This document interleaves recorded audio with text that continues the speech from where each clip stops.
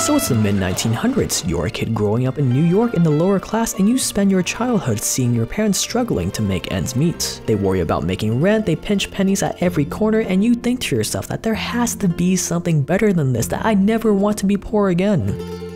And then you see these local wise guys, mafia members hanging around your neighborhood. They wear expensive suits, drive classy cars, get all the girls, have all this money and look successful, people respect them, and they command fear.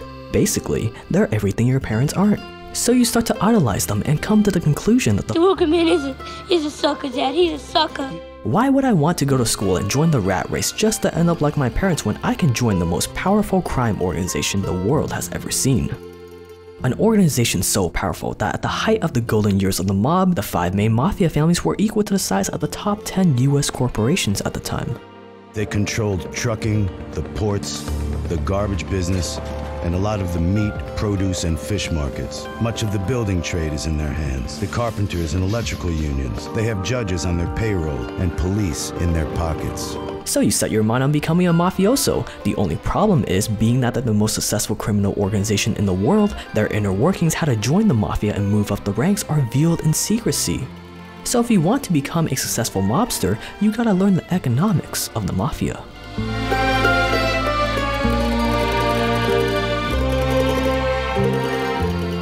You know, what is the Mafia, La Cosa Nostra, as we call it here in America? Cosa Nostra is a cult. Everything that they do is about making money illegally. No criminal organization in the history of our country has ever infiltrated legitimate institutions of society the way the Mafia was able to do. The mafia is a business, but obviously they're not like many other businesses. See, a typical business makes money by providing value to the world by solving customers' problems. Amazon provides value through a huge selection, fast shipping, among other things. Google provides the value of offering the entire human race's collective knowledge at your fingertips. So these companies get paid money in return for the perceived value they give out to the world, which makes their owners filthy rich, as it should. The problem is, providing honest value is kind of difficult. For the most part, you have to work honestly. You have to abide by these silly laws and regulations. This is where the mafia has an advantage. Instead of making money through providing value, they make money by doing the exact opposite, through taking value. You don't got my money? You don't got my money, huh? So you can think of the mob as sort of an anti-business. An anti-business that isn't restricted by the plebeian laws legitimate businesses are held to. Out of all the different ways they make money, also known as rackets, say protection money, infiltrating labor unions, or just some good old-fashioned robbery, most of them revolve around taking value from people by force. Take the classic protection racket, for example. Mob members go door to door to mom and pop shops, and instead of solving a problem they already have, they create a problem for them and offer the solution. You have to pay us $100 a week so we can protect you from those no-good criminals who will break your windows, vandalize your property, rob you, and maybe even hurt your family. If they accept, great, you're now bringing in $400 per month in pure unadulterated cash flow. If they don't, well then, maybe their windows would be conveniently shattered the next day by some pesky criminals. This is what's called the broken window fallacy. Get 100 brick and mortar stores under your protection, and you have nearly $500,000 coming in every single year just from one of your rackets without having to provide any value. When the mafia isn't taking value from people, their other rackets operate kinda like legitimate businesses, providing value to customers by selling illegal stuff, since illegal goods are very profitable. Think drugs, prostitution, illegal gambling, loan sharking, and alcohol back in the prohibition days, whatever is trending during the times. With all this racketeering money coming in, the mafia can't just outright spend this dirty money because the IRS will wonder where it's all coming from. So they'll often set up legitimate businesses to launder that money and wipe off all that excess blood away to make it look legitimate. They'll also get some legal income coming in, so it's a win-win situation. These could be stores, legal casinos in Las Vegas and Atlantic City, and many other fronts. One thing the mob does have in common with regular businesses is money. At the end of the day, it's not about honor, respect, loyalty, God, all that other stuff you see in the Godfather films. To a mafia family, the only God you worship is the holy dollar. And this is where you come in.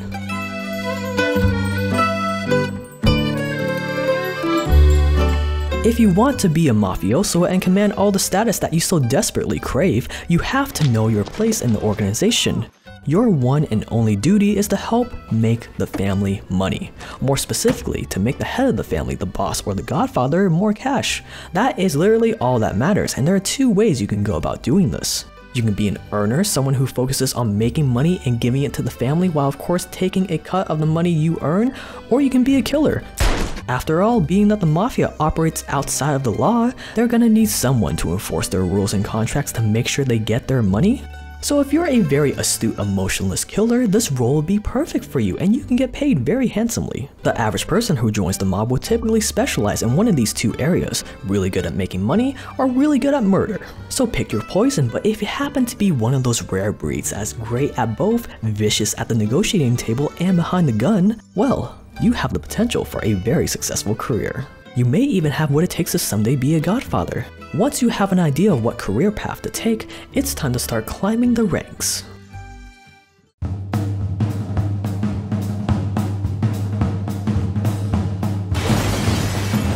Just like any other well-oiled organization, the military, corporations, etc., the mob has a very well-defined hierarchy and structure that you need to climb. This is why it's called organized crime. At the bottom of the pyramid are associates, and this is where you'll start out.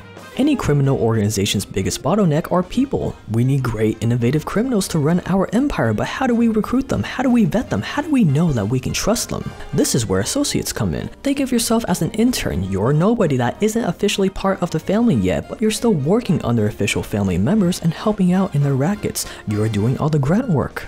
We did the grunt work for the mob bosses or the upper echelon mob guys. And those mobsters had power in those days. If they gave you an assignment, you couldn't refuse and you had to do it. Now this may not sound like the glamorous gangster life you were hoping for, but great things take time, so view this as an opportunity to prove yourself. The goal of an associate is to eventually be initiated into the mafia as a made man, with the next rank being a soldier. Becoming a made man is the dream of any aspiring mafioso. It means that you're officially initiated into the life, that you're a part of something bigger than yourself. You command respect, status, fear, and are considered untouchable by other criminals. If someone so much as embarrasses you, your mafia brothers will take care of it. This is what we're working towards, so how good are you at making money for the family? How good are you at taking orders, being loyal to the family? Are you willing to kill or be killed? How good are you at navigating around people that will have you killed in a moment's notice if you said the wrong thing or offended the wrong person? One mistake, the slightest error, you're through. They never hesitate to kill. A lot of power plays involved that requires a lot of emotional intelligence. This is also where you'll start learning the ropes of the mob and their company culture. Out of all the rules of the mob, the biggest rule that must never be broken if you don't want to get whacked is what's called omerta. Their code of silence to never reveal the secrets of life to outsiders or authorities. This is what made the mob appear untouchable in the eyes of the public and law enforcement because they just couldn't get anyone to talk or be an informant. Which meant that if you were prosecuting the mob, if you were investigating the mob, you really didn't have access to anybody in the inside. The breaking of omerta is also what led to the downfall of the mob, which is a story for another video. Another interesting rule to know is that mob members never refer to themselves as the mafia or the mob or any other incriminating name like that to keep out of the public eye and to thwart authorities. They only ever refer to themselves as La Cosa Nostra or our thing in Italian. In fact, for the longest time, there were doubts as to whether or not the mob even existed, and people claimed it was a mere conspiracy. You've had a number of successes, haven't you? For example, you managed to get the Justice Department to drop the word mafia entirely. Was that your doing? It was the voice of all the Italian people. Getting the Justice Department of the United States to ban the use of the word mafia. That's pretty good political power. That is pretty good political power.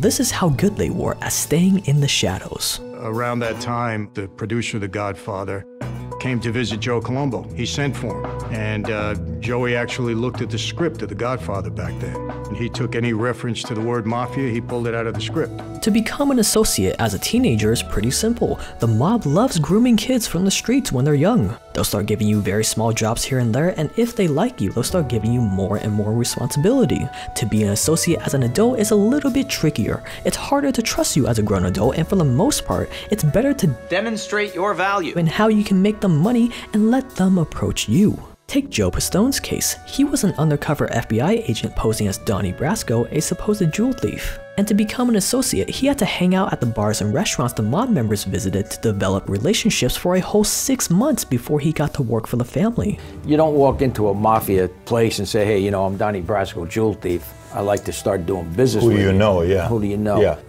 Once you do become an associate, it's game time. Start making money for them, show them how ambitious you are, but not too ambitious to where you're threatening people's egos.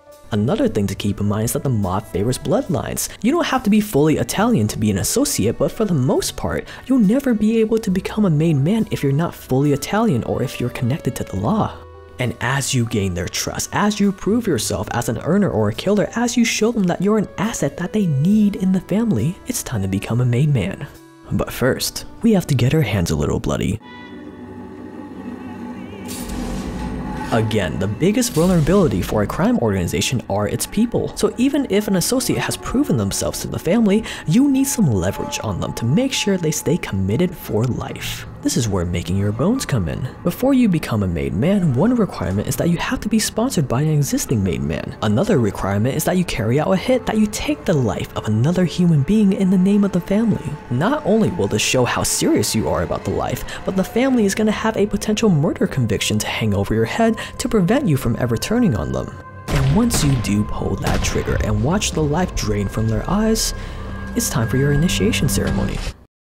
Now you won't know when this will take place, but at a random time, you'll get a call telling you to get dressed. So you'll suit up, get picked up in a car, the car will circle around for a while to avoid any police tails, and then you'll arrive at a random location. You'll walk into a room full of mobsters and they'll ask you if you know why you're here. By now, of course you know why, but you're supposed to say no. They'll put a gun and a knife on the table to represent that you don't live by God, but that you live and die by the gun and the knife. The boss or the second in command, the underboss, will hand you a picture of a saint and prick your finger. You'll let the blood drip onto the saint, he'll light the saint on fire, and you'll swear your allegiance to the family. As this card burns, may my soul burn in hell if I betray the oath of 𝗟𝗻𝗱𝗲. And boom! You've gone from associate to soldier, and now you're in the same ranks as those local gangsters you grew up idolizing. However, all those benefits of being a made man come at a cost though. The main requirement is that you put the family above all else, that if your wife was dying before your eyes and the family called you, you better leave your wife in the blink of an eye.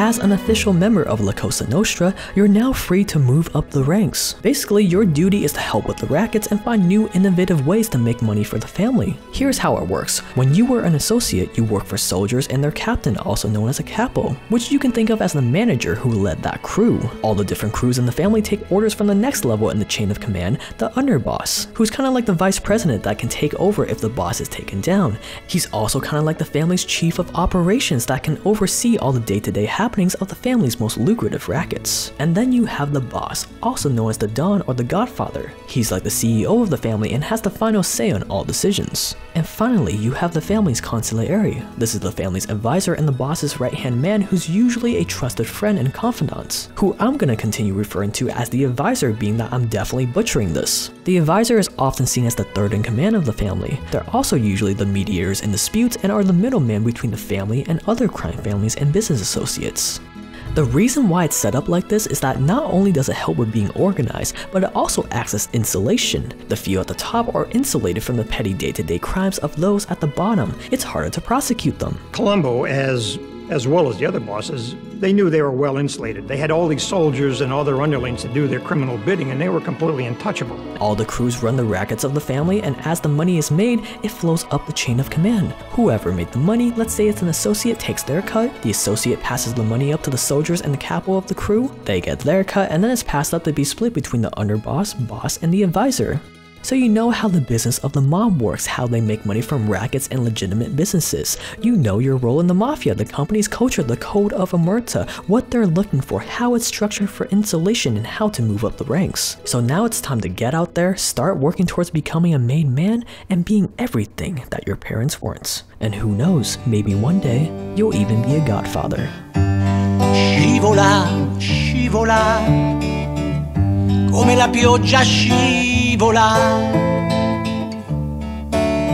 Welcome to the Watch to the End Club. If you guys want more Mafia videos like this, all you have to do is let me know in the comments, because if you couldn't tell, I'm pretty into this whole organized crime business. If that is the case and you want more videos like this, you might as well subscribe, because I make video essays like this every single week for free on the most provocative stuff in the world of business. And you can always dislike and unsub whenever you want. This is also the perfect video to plug that if you want to support this channel's goal financially of making the world a more curious place, one of the best ways to do that is with our Mafia-themed Patreon, the Trend Crime Family. You can start as an associate, a soldier, or go all the way in and start out as a capo. All roles of which you just learned about, which you can join with the link below. Another convenient plug is to join our community Discord server, where you can hang out with other like-minded individuals that are also into business, entrepreneurship, rackets, etc. with the link below. The more you interact in the server, the higher your social credit score will go, thanks to the Chinese government for the inspiration. Also, special shout out to the moderators that help manage the server. They're really helpful and have suggested a lot of the ideas that make it a really fun place to hang out, which you can join with the link below. But that's gonna be it for this video, you guys. Thank you so much for watching. You've been awesome. I've been Jake, and I'll see you guys in the next one.